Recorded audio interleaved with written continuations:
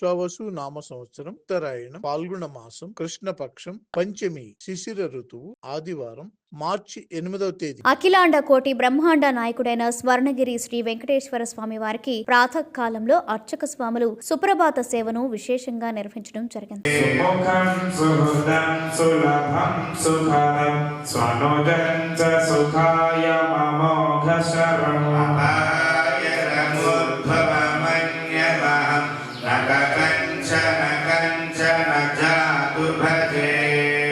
సుప్రభాత సేవ అనంతరం శ్రీ మహాలక్ష్మి అమ్మవారు 33 కోట్ల దేవతలు కొలువు తీరినట్టి గోపృష్ఠ దర్శనాన్ని చేయించడం జరిగింది.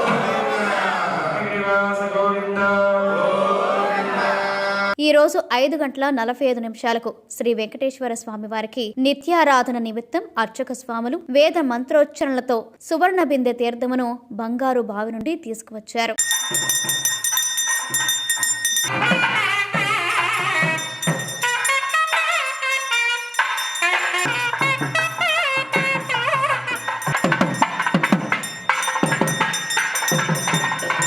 ఉదయం 7 గంటలకు శ్రీ వెంకటేశ్వర స్వామి వారిని మణిమయ శోభిత స్వర్ణాభరణాలతో పరిమళ భరత పుష్ప మాలలతో శోభాయమానంగా అలంకరించి సహస్ర నామార్చన సేవను ఘనంగా నిర్వహించారు.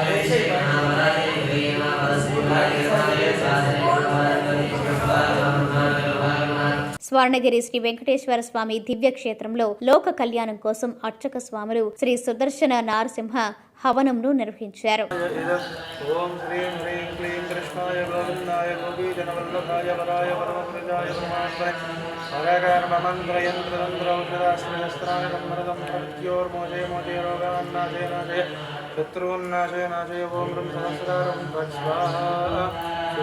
ఉదయం 10:30 జగదేక చక్రవర్తి అయిన శ్రీ పద్మావతి గోదాదేవి సమేత శ్రీ వెంకటేశ్వర స్వామి వారికి పట్టు పితాంబరాలు ధరింపచేసి నవరత్న ఖచ్చిత స్వర్ణాభరణాలతో పరిమళ భరత పుష్పం మాలలతో అలంకరించి శ్రీ స్వామివారి నిత్య కళ్యాణ మహోత్సవాన్ని అర్చక స్వాములు అంగరంగ వైభవంగా నిర్వహించారు. భక్తులు శ్రీవారి కళ్యాణ మహోత్సవాన్ని కన్నుల పండుగగా తిలకించారు.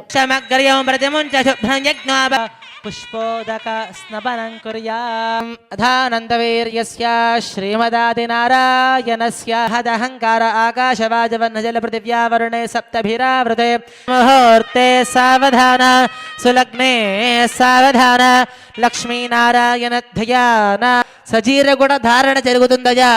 ఓం నమో నారాయణ గోవింద. వరుణో ధ్రువం దేవో బృహస్పతి ధ్రువం తగిం ద్రష్ట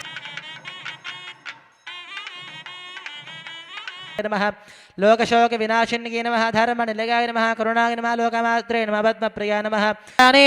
సప్తహోత్ర ఓం క్షీరోదమదనాజాసే బలరూపే మధుద్విజః నమశ్చంద్ర సహోదర్యే నమస్తే నయుష్మత్కంఠ సమర్పణే నియోజితోహం బధ్నామి గృహాన పరమేశ్వరే మాంగళ్యం తంతునానేన లోకరక్షణ హేతునా.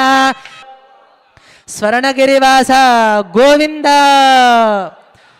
అథ తూష్ణీం చతుర్థం లక్ష్మీరమణ గోవింద.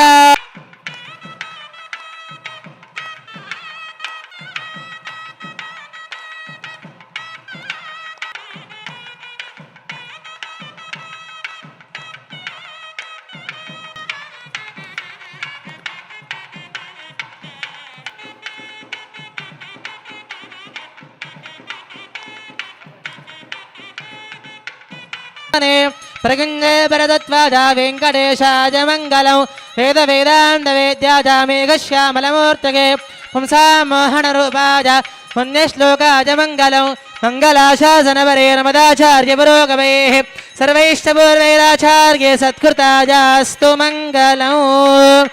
ఏడుగుండలవాడ వెంకటరమణ గోవింద. స్వర్ణగిరివాస గోవింద. ప్రతిరోజు స్వర్ణగిరి దివ్యక్షేత్రంలో అఖిలాండ కోటి బ్రహ్మాండ నాయకుడి అన్నప్రసాద వితరణలో భాగంగా ఈ రోజు సుమారు 3000 మందికి పైగా భక్తుల నిత్యాన్న ప్రసాదాన్ని స్వీకరించారు.